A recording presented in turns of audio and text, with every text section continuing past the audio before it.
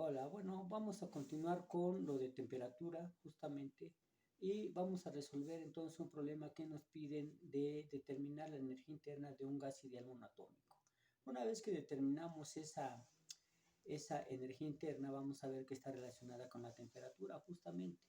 Una vez que hacemos eso, procedemos ahora a hacer un cálculo de un problema que tiene que ver con calorimetría, justamente un problema que mezclamos una sustancia que está en estado líquido o un material que está en estado líquido y la misma sustancia pero en estado sólido. En este caso estamos hablando del agua, en su estado sólido que es hielo y en su estado líquido que es agua líquida.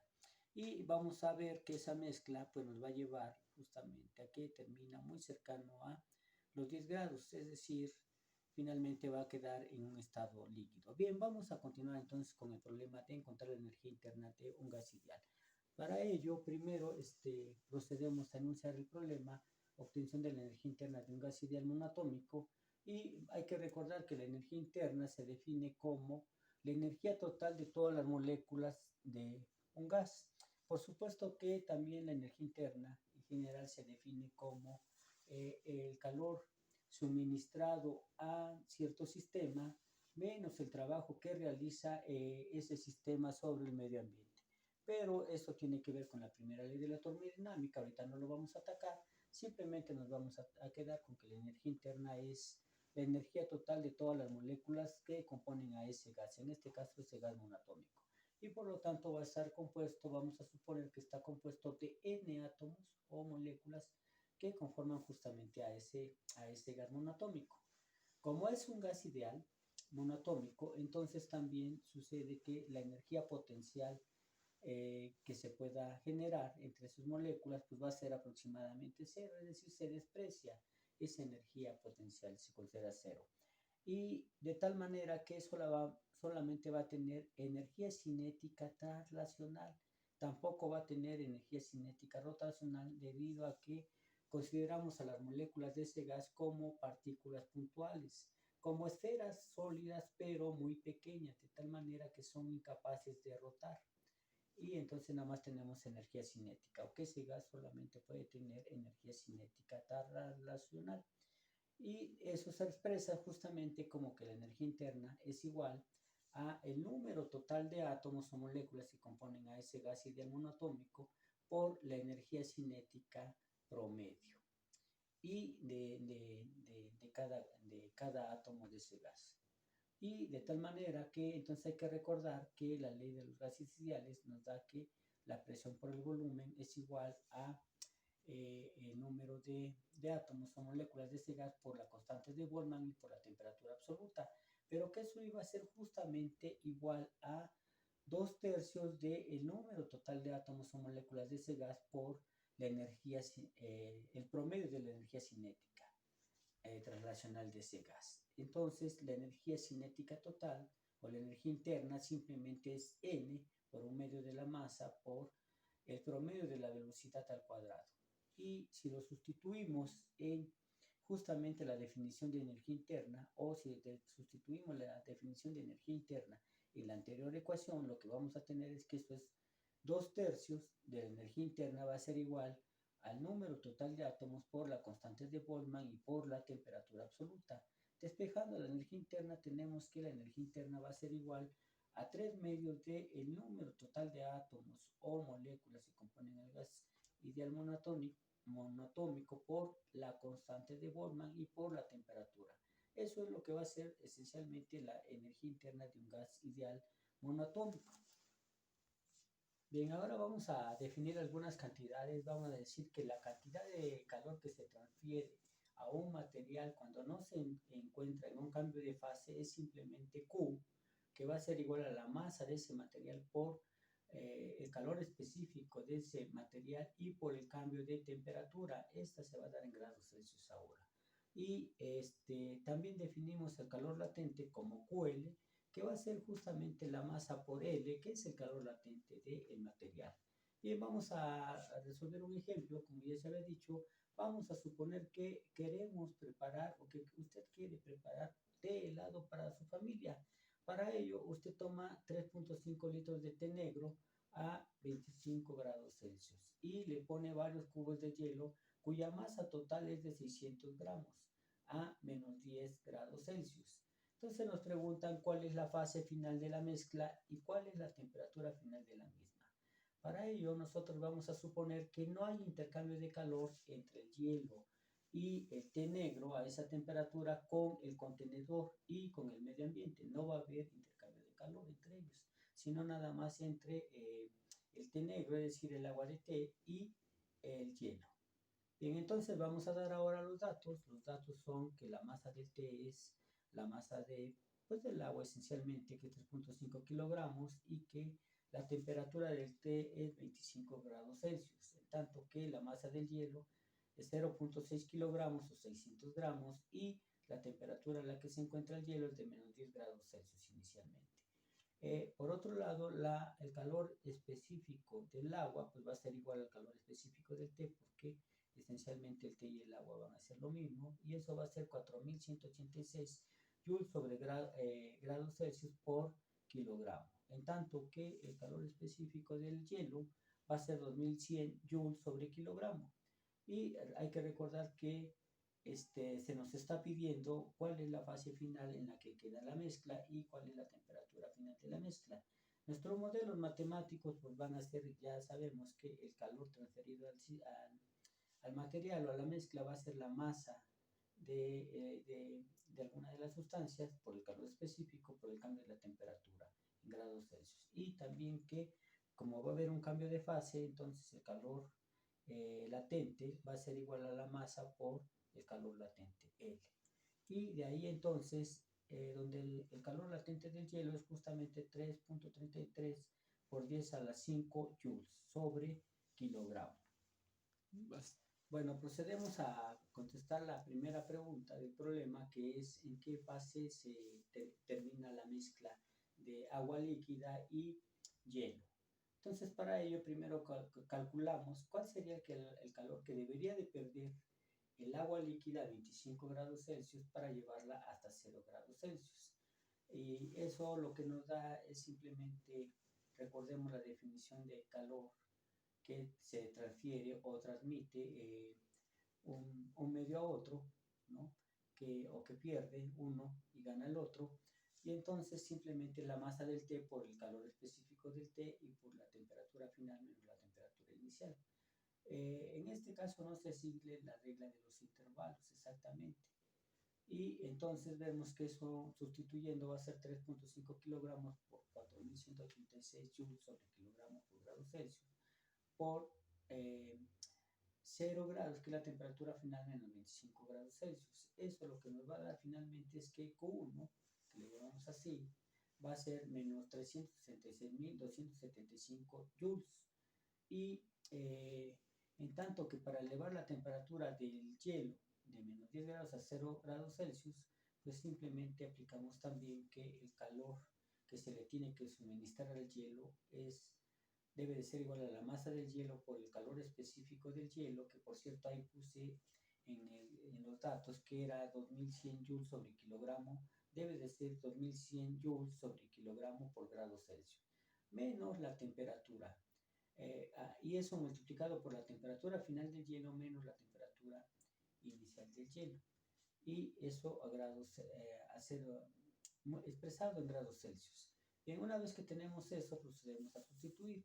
Esto va a ser 0.6 kilogramos por 2100 joules sobre kilogramo por grados Celsius, como ya había dicho, por 0 menos 10, porque tenemos que restar la temperatura, pero la temperatura del hielo es menos 10, por eso nos da menos 10. Y eso expresado en grados Celsius. Entonces lo que obtenemos es que esto va a ser igual, o el calor que se le suministró al hielo para llevarlo a 0 grados es de 12.600 joules justamente. Ahora lo que hacemos es calcular qué calor hay que suministrarle a ese hielo que se encuentra a 0 grados, pero que sigue estando en estado sólido. Entonces hay que pasarlo todo a estado líquido, es decir, agua líquida. Y entonces hay que pasarlo a 0 grados, a ese hielo a agua líquida, pero a 0 grados. Entonces hay que aplicarlo del calor latente, que va a ser igual a la masa del hielo por justamente el calor latente del hielo. Y eso nos da 0.6 kilogramos por 3.33 por 10 a la 5 joules sobre kilogramo. Y eso lo que nos da es 199.800 joules justamente. Entonces, al sumar el calor que se le suministró al hielo para llevarlo de menos 10 a 0 grados y luego más el calor latente, lo que obtenemos es que ese calor que se le debe de suministrar al hielo para llevarlo desde 0 grados hasta convertirlo a agua líquida a 0 grados es 212.400 joules. Eso es lo que nos da esa suma. Pero hay que recordar que el agua el té, pues, o el agua a 25 grados, para llevarla de 25 grados a 0 grados, justamente perdió 366.275 joules. Por lo tanto, esta cantidad de valor absoluto es mayor que la suma del calor del hielo, que se le suministra al hielo, y del calor latente. Eso lo que nos indica esencialmente que la mezcla de agua, o sea, el té y los cubos de hielo va a quedar finalmente en estado líquido cuando alcancen el equilibrio termodinámico.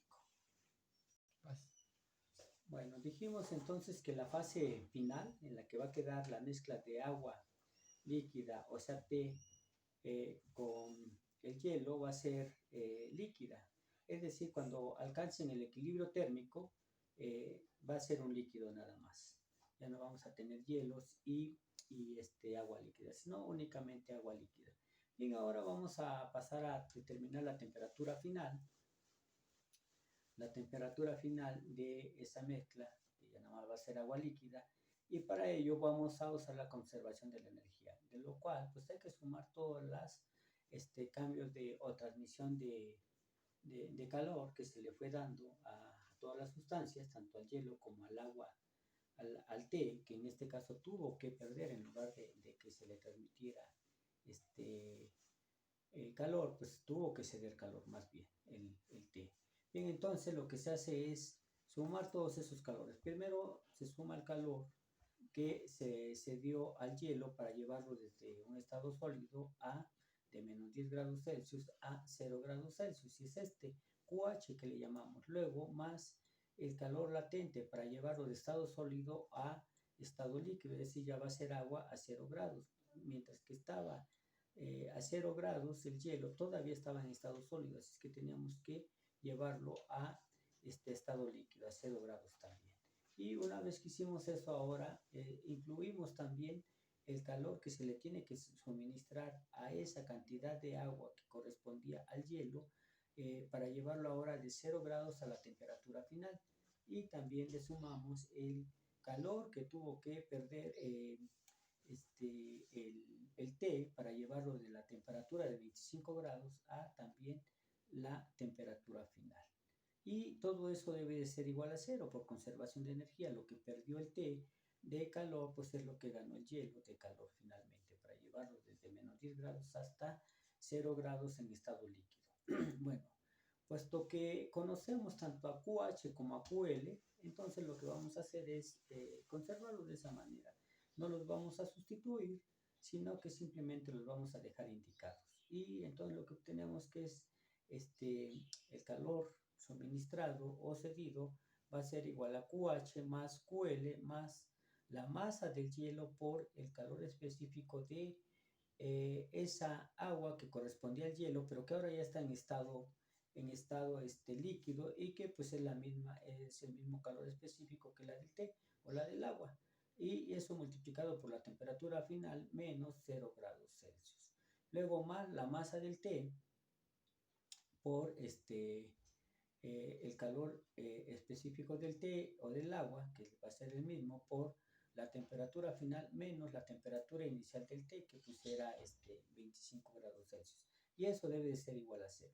Entonces, procediendo a despejar QH y QL, los pasamos del otro lado, van a pasar restando, o aplicamos el axioma de la cancelación en ambos lados de la igualdad, y nos va a quedar que simplemente la masa del hielo por el calor del agua, el calor específico del agua por la temperatura, más la masa del té por el calor específico del agua por la temperatura final, menos la masa del té por el calor específico del agua, que es del té, por la temperatura inicial del té, esto debe de ser igual a menos QH menos QL. Y de ahí también pasamos que menos la masa del té por el calor específico del té por la temperatura inicial, pues que eran 25 grados, también ese es un valor constante, lo pasamos del otro lado, otra vez sumando en ambos lados de la igualdad el inverso de menos MTST por TE y por el axioma de la cancelación para la suma. Finalmente, todo lo que nos queda factorizando la temperatura es una ecuación de primer grado, y al factorizar la temperatura, entonces lo que tenemos es que la masa del hielo por el calor específico del agua más la masa del té por el calor específico del agua, y eso por la temperatura. Y eso debe de ser igual a la masa de té por el calor específico del agua o del té por la temperatura inicial del té, menos QH más QL, menos esa suma pues. Y despejando a T, tenemos que eso va a ser igual al valor absoluto de QH1 menos QH más QL. Entonces, sobre la masa del hielo por el calor específico del agua más la masa del té por el calor específico del agua, dividiendo.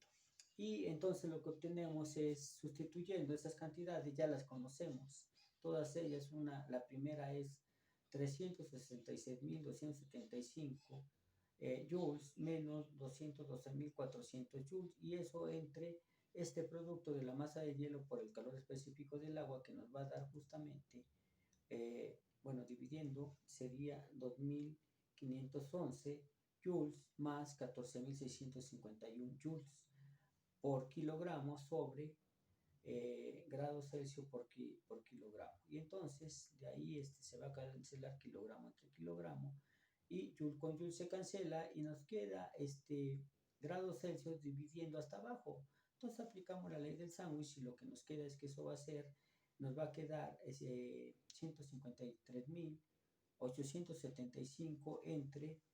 17.162.6 grados Celsius. Y al llevar a cabo la división, lo que tenemos es que la temperatura va a ser igual a 8.97 grados Celsius, que para fines prácticos pues es 9 grados Celsius. Entonces esa sería la temperatura final a la que quedó la mezcla de hielo y agua cuando alcanzan equilibrio termodinámico, y queda pues obviamente, como ya habíamos dicho, en estado líquido. Bueno, sin más que agregar, amigos, pues les pediría que si les gustó el video, nos apoyen con su like y suscribiéndose al canal, para que así podamos seguir haciéndoles nuevos videos que involucren problemas muy interesantes. Bueno, pues nos despedimos. Gracias.